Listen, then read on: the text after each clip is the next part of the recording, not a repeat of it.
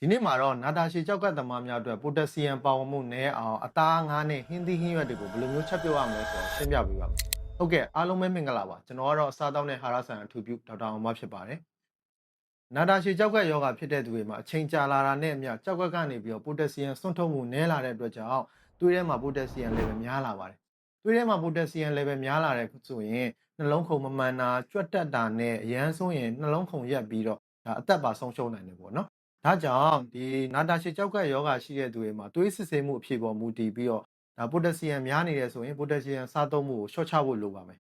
အကန့်အသတ်နဲ့ပဲစားခိုင်းတာဖြစ်ပြီးတော့လုံးဝဖြတ်လိုက်တာမျိုးရှောင်လိုက်တာမျိုးတော့လုပ်လို့မရပါဘူး။ဘာလို့လဲဆိုတော့ပိုတက်ဆီယမ်ပါတဲ့အစားအစာတွေကိုကြည့်လိုက်မယ်ဆိုရင်ဒီဟင်းသီးဟင်းရွက်တိုင်းအားလုံးနီးပါးပိုတက်ဆီယမ်ပါပါတယ်။နည်းနည်းပါတာနဲ့များများပါတာပဲကွာပါမယ်။ဒါအပြင်အသားနဲ့ငါးတွေမှာလည်းပိုတက်ဆီယမ်ပါတဲ့အတွက်ကြောင့်ဒီပိုတက်ဆီယမ်စားသုံးမှုကိုလုံးဝရှောင်လိုက်လို့မရပါဘူး။ဖြတ်လိုက်လို့မရပါဘူး။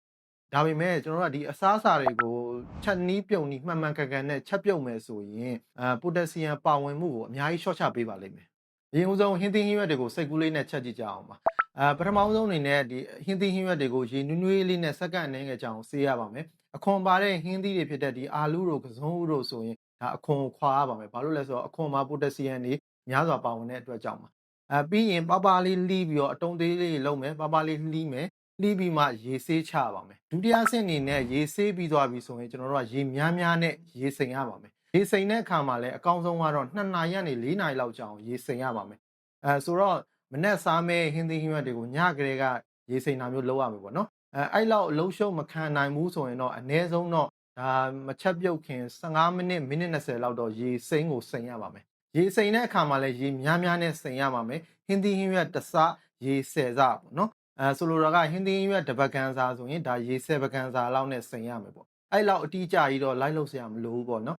ဆိုလိုတာကရေများများနဲ့ရေစိမ်ရမယ်ပေါ့နော်ရေစိမ်ပြီးသွားပြီဆိုရင်တတိယဆင့်အနေနဲ့ရေများများနဲ့ပြုတ်ရပါမယ်ပြုတ်တဲ့အခါမှာစိမ်ထားတဲ့ရေကိုပြန်ပြီးတော့အသုံးပြုလို့မရပါဘူးရေအစ်စ်နဲ့ပြန်ပြီးတော့ပြုတ်ရပါမယ်ပြုတ်လို့ရတဲ့ဟင်းသီးဟင်းရွက်တွေကိုမှလိုသလိုချက်ပြုတ်စားတော့လို့ရပါပြီဒါပေမဲ့ဒါပြုတ်ရည်ကိုတော့ပြန်ပြီးတော့သုံးလို့မရပါဘူးတောက်လို့လည်းလုံးဝမရပါဘူးဘာလို့လဲဆိုတော့ပိုတက်ဆီယမ်တွေအများကြီးပါတဲ့အတွက်ကြောင့်ပါအသားငါးတွေဆိုရင်တော့အရင်ဦးဆုံးအတုံးသေးသေးလေးတွေအရင်လောက်ရပါမယ်ပြီးတော့မှဒါပြုတ်ရမယ်ပေါ့နော်ပြုတ်တဲ့အခါမှာရေ9ဆ10ဆလောက်နဲ့ရေများများနဲ့ပြုတ်ရမယ်ပြုတ်ပြီးတော့မှရလာတဲ့အသားကိုမိမိလိုသလိုချက်ပြုတ်စားတောက်လို့ရပါတယ်ပြုတ်ထားတဲ့ရေကိုဒါလုံးဝဟင်းညိုတွေအဖြစ်ပြန်တောက်သုံးလို့လုံးဝမရပါဘူးဒီနေရာမှာတစ်ချက်သတိထားရမှာကအသားငါးတွေကိုချက်ပြုတ်တဲ့အခါမှာပိုတက်ဆီယမ် level တော့နည်းသွားမယ်တစ်ဖက်မှာလည်းဒီအရသာနဲ့ဗိုက်တာမင်တချို့လည်းဆုံးရှုံးသွားတယ်ပေါ့နော်ဒါကြောင့်ဒီကြောက်ကက်လူနာတွေအတွက်အသားကိုအရသာရှိအောင်ဆိုရင်ဒါဟင်းခတ်အမွေးကြိုင်လေးတွေထည့်ပြီးတော့ချက်ပြုတ်စေချင်ပါတယ်ဗျအရသာရှိအောင်ဆိုပြီးတော့ဒီစားကိုအများကြီးထည့်တာမျိုးတော့လုံးဝလုပ်လို့မရပါဘူးဘာလို့လဲဆိုတော့ဒီကြောက်ကက်လူနာတွေမှာစားကတော့လုံးဝကိုရှော့ရမယ်ပစ္စည်းဖြစ်ပါတယ်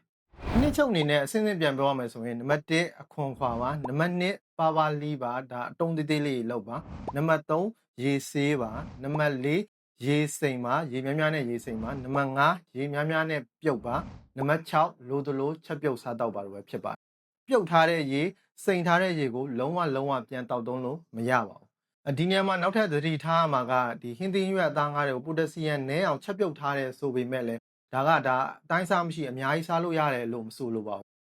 မိမိရဲ့ဆရာဝန်ရဲ့ညွှန်ကြားချက်အတိုင်းပဲဒါလိုသလောက်ပဲစားသုံးရမှာပဲဖြစ်ပါတယ်အားလုံးအဆင်ပြေကြလိမ့်မယ်လို့မျှော်လင့်ပါတယ်ဗျဆုံးဖြတ်ကြည့်ပေးတော့တဲ့ကျေးဇူးပါနောက်ဗီဒီယိုမှာပြန်တွေ့ကြမယ်